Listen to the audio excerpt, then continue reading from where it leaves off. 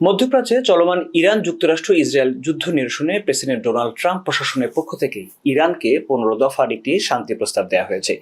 বর্তমানে এই বিষয়টি নিয়ে ভূ রাজনীতিতে ব্যাপক তোলপাড় চলছে। যদিও হুবহু ওই 15টি পয়েন্ট প্রকাশ করেনি কেউ, তবুও বিশ্ব গণমাধ্যমে চলে এসেছে সেই খবর। আমরা প্রথমে আপনাদেরকে জানিয়ে দিতে চাই ঠিক কি আছে এই 15টি পয়েন্টে। তার আগে সর্বশেষ একটি খবরও জানিয়ে রাখতে চাই আপনাদের। ইরানের বিরুদ্ধে চলমান যুদ্ধে যুক্তরাষ্ট্রের 290 সেনা আহত হয়েছেন এখন পর্যন্ত। যুক্তরাষ্ট্রের সামরিক বাহিনীর সেন্ট্রাল কমান্ড সেটকম এর বরাতে এই তথ্য জানিয়েছে মার্কিন সংবাদ মাধ্যম সিবিএস নিউজ। চলুন ফিরি আলোচিত সেই 15 পয়েন্টে। ইরানকে দেয়া 15 পয়েন্টে ঠিক কি আছে? যদিও পূর্ণাঙ্গ তালিকাটি আনুষ্ঠানিকভাবে কেউই প্রকাশ করেনি, তবে আন্তর্জাতিক সংবাদ মাধ্যম যেমন the New York Times, Al Jazeera তারা বলছে সেই পয়েন্টগুলো হলো: পারমাণবিক কর্মসূচি থেকে ইরানকে স্থায়ীভাবে সরে আসতে হবে এবং সমৃদ্ধ ইউরেনিয়াম আন্তর্জাতিক তদারকিকে হস্তান্তর করতে হবে। ক্ষেপণাস্ত্র নিয়ন্ত্রণ সম্পর্কে বলা হয়েছে ইরানের ব্যালিস্টিক ক্ষেপণাস্ত্র কর্মসূচির উপর কঠোর সীমাবদ্ধতা আরোপ করা হবে। আঞ্চলিক প্রক্সি, যেটি লেবাননের হিজবুল্লাহ, ইয়েমেনের হুতি সহ বিভিন্ন সশস্ত্র গোষ্ঠীকে ইরান যে অর্থ এবং অস্ত্র সহায়তা দেয় সেটি বন্ধ করতে হবে। হরমুজ প্রণালী সম্পর্কে বলা হয়েছে কৌশলগতভাবে গুরুত্বপূর্ণ এই নৌপথটি সব ধরনের আন্তর্জাতিক জাহাজের জন্য উন্মুক্ত রাখতে হবে। বেসামরিক পারমাণবিক সহায়তা সম্পর্কে বলা হয়েছে এর বিনিময়ে ইরানকে বেসামরিক কাজে ব্যবহারের জন্য পারমাণবিক বিদ্যুৎ উৎপাদনে প্রযুক্তিগত সহায়তা দেওয়া হবে।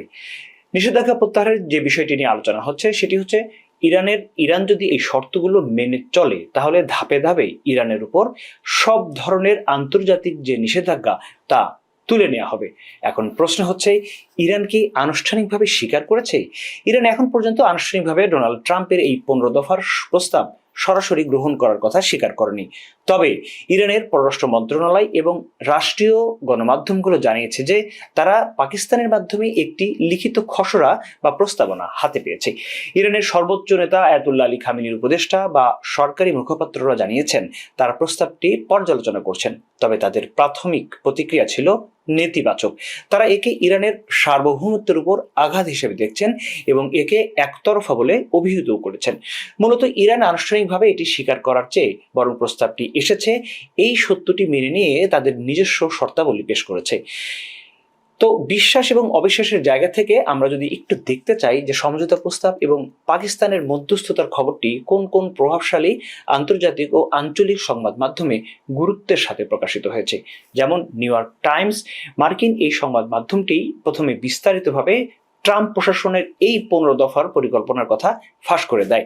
তারা মার্কিন কর্মকর্তাদের বরাত দিয়ে জানায় যে পাকিস্তান এই বার্তা ইতিমধ্যেই তেহরানে পৌঁছে দিয়েছে। আল জাজিরা জানিয়েছে, এই সংবাদ মাধ্যমটি বলছে যে ইরানের অভ্যন্তরীণ সূত্রের বরাত দিয়ে তারা দাবি করে তেহরান প্রস্তাবটি পেয়েছে ঠিকই, কিন্তু তারা হিজবুল্লাহ ও হুতিদের সমর্থন বন্ধ করার মতো যে শর্ত রয়েছে সেগুলোতে রাজি নয়। প্রেস টিভি ও ইরিনা, ইরানের রাষ্ট্রীয় গণমাধ্যম, তারা বলছে তারা এটিকে মার্কিন চাপ প্রয়োগের কৌশল হিসেবে বর্ণনা করছেন। তারা জানিয়েছে ইরান কোনো অসম্মানজনক চুক্তিতে যাবে না। পাকিস্তান ভিত্তিক ডন, পাকিস্তানের এই শীর্ষস্থানীয় সংবাদপত্রটি ইসলামাবাদের মধ্যস্থতা এবং জেনারেল আসিফ মনিরের ভূমিকার বিষয়টি নিশ্চিত করে প্রতিবেদন প্রকাশ করেছে। মূল খবরটি হচ্ছে আন্তর্জাতিক গণমাধ্যমগুলোতে যা এসেছে ইরান প্রস্তাবটি পাওয়ার কথা পরোক্ষভাবে স্বীকার করলেও এর শর্তগুলো মেনে নেওয়ার আনুষ্ঠানিক কোনো ঘোষণা দেয়নি। বরং ইরানের রাষ্ট্রীয় গণমাধ্যম প্রেস টিভি জানিয়েছে তেহরান এই প্রস্তাবকে একতরফা এবং অযৌক্তিক অতিরঞ্জিত বলে প্রত্যাখ্যান করেছে। তাদের দাবি ইরানের সার্বভৌমত্ব এতে ক্ষুণ্ণই করা হয়েছে। বরং তারা পাল্টা 5টি শর্ত দিয়েছে, যার মধ্যে রয়েছে যুক্তরাষ্ট্র এবং ইসরায়েল স্থায়ীভাবে এ ধরনের হামলা বন্ধ করবে, যুদ্ধের ক্ষতিপূরণ প্রদান এবং পারস্য উপসাগর থেকে মার্কিন ঘাঁটি সরিয়ে নিতে হবে। এটি নিয়ে সংশয় রয়েছে। তেহরানের কিছু কর্মকর্তা জানিয়েছে তারা প্রস্তাবটি পর্যালোচনা করছেন, তবে ট্রাম্পের আন্তরিকতা নিয়ে তাদের গভীর সন্দেহ রয়েছে। অনেকেই তাই প্রশ্ন তুলেছেন এই মধ্যস্থতায় উপসাগরীয় কোনো দেশের বদলে কেন পাকিস্তানকে বেছে নেওয়া হয়েছে। মূলত পাকিস্তান এই সংকটে একটি সেতুবন্ধন বা ব্রোকার হিসেবে আবির্ভূত হয়েছে। এর প্রধান কারণগুলো হলো উভয় পক্ষের সাথে সম্পর্ক। যেমন ওমান এর আগে এই ভূমিকা পালন করলেও প্রেসিডেন্ট ট্রাম্প প্রশাসনের সাথে বর্তমান পাকিস্তানের সেনাপ্রধান আসিফ মুনিরের যে সম্পর্ক রয়েছে সেটিকে ব্যবহার করা হচ্ছে। ইরানের সাথেও পাকিস্তানের দীর্ঘস্থায়ী কূটনৈতিক ও ভৌগোলিক একটি সম্পর্ক রয়েছে। নিজেদের নিরাপত্তার কথা ভাবছে পাকিস্তান। ইরান সীমান্তে অস্থিরতা বাড়লে পাকিস্তানের নিরাপত্তা বিঘ্নিত হবে এবং জ্বালানি সংকট চরম আকার ধারণ করবে। তাই নিজের স্বার্থেই পাকিস্তান এই শান্তি চায়। নিরপেক্ষ ভেন্যু হিসেবে ইসলামাবাদকে মূল্যায়ন করা হচ্ছে এবং পাকিস্তান ও যুক্তরাষ্ট্র উভয়ই পাকিস্তান এবং ইরান উভয় এটাকে ইতিবাচকভাবে দেখছে বলে এখন পর্যন্ত আমাদের কাছে খবর।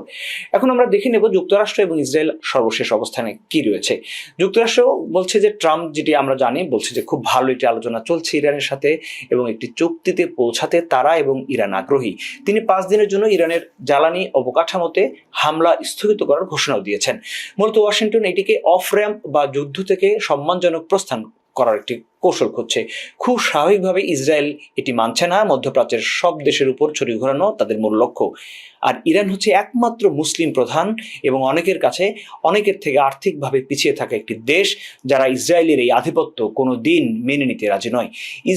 ফলে ইসরায়েল দেখছে, প্রেসিডেন্ট নেতানিয়াহু জানিয়েছেন ট্রাম্পের কূটনৈতিক প্রচেষ্টাকে তারা সম্মান করেন, তবে ইসরায়েলের লক্ষ্য ইরানের শাসন ব্যবস্থা পরিবর্তন এবং পারমাণবিক সক্ষমতা পুরোপুরি ধ্বংস করা। ইসরায়েল এখনও তার সামরিক অভিযান অব্যাহত রাখার ইঙ্গিত দিয়ে চলেছে। তাই মূল কথা হলো, যুদ্ধের 4র্থ সপ্তাহে এসে যুক্তরাষ্ট্র একটি কূটনৈতিক সমাধানের চেষ্টা করছে যাতে জ্বালানির বাজার স্থিতিশীল হয় এবং বড় ধরনের আঞ্চলিক যুদ্ধ এড়ানো যায়। পাকিস্তান এখানে বার্তাবাহক হিসেবে কাজ করছে, তবে ইরান তাদের প্রতিরক্ষা ব্যবস্থা যেমন ক্ষেপণাস্ত্র এবং প্রক্সি ছাড়তে রাজি হয়নি। ইসরায়েল যুদ্ধ চালিয়ে যাওয়ার পক্ষে থাকায় এই যে আলোচিত 15 দফা, তার বাস্তবায়ন অত্যন্ত কঠিন ও সময় সাপেক্ষ। গত 18 ফেব্রুয়ারি থেকে যুদ্ধ শুরু হওয়ার পর শিকড় টিভি কানাডা আপনাদেরকে এভাবেই সবশেষ খবর জানানোর চেষ্টা করে আসছে। আজ ছিল এ পর্যন্তই। ভালো থাকবেন সবাই।